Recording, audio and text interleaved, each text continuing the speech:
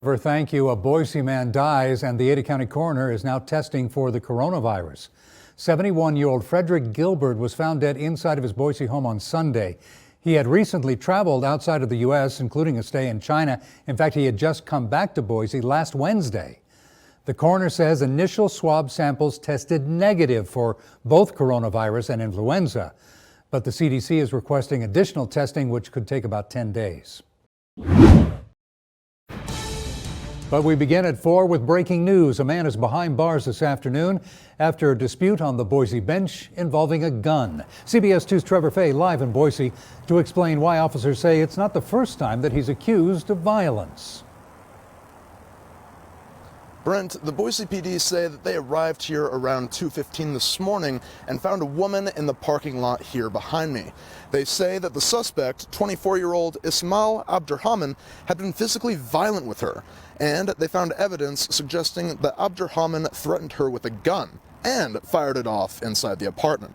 Thankfully, no one was injured by the bullet, and Abdirahman was arrested and taken to the Ada County Jail. And this isn't the first time this has happened.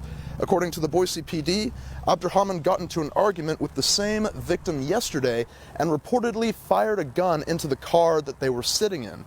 He's been booked on 2 counts of aggravated assault and 1 count of using a gun in a felony. In Boise, Trevor Fay, CBS 2 News. Sponsored by CapEd Credit Union.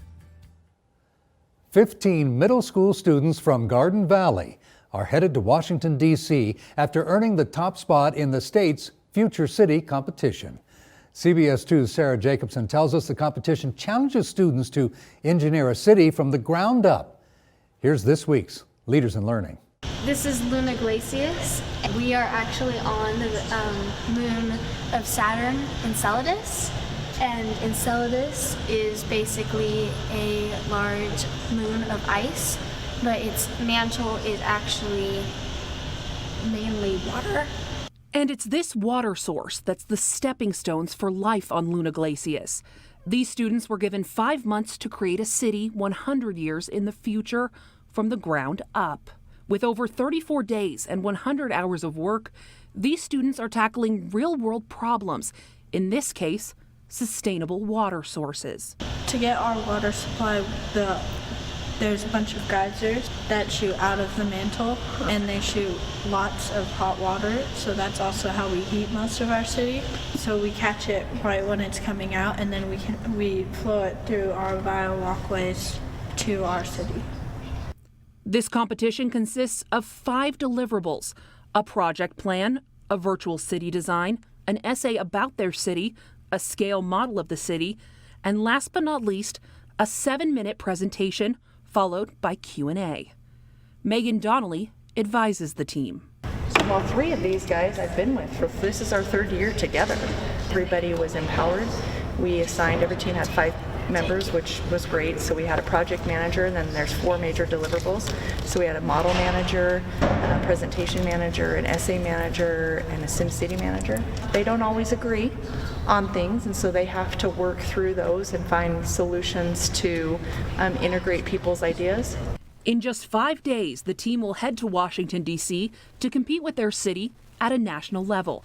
And thanks to many local donors, including Garden Valley's local Pay It Forward program, the team is excited and ready to take on the next challenge. We were all crazy excited. We were joking the entire year, like, oh yeah, we're gonna go to nationals, but I don't think we ever really expected to, so we're really excited. Now, Team Luna Glacius heads to D.C. to compete against 40,000 students from 1,500 schools around the United States. If you would like to donate to this team's trip to the Future Cities 2020 national competition, just go to our website, idahonews.com, and click on this story. For Leaders in Learning, I'm Sarah Jacobson. Now, do you know a student, a teacher, or a school leader who deserves to be recognized? If you do, send us an email to leadersinlearning@kboi2.com, and they could be featured right here on CBS 2.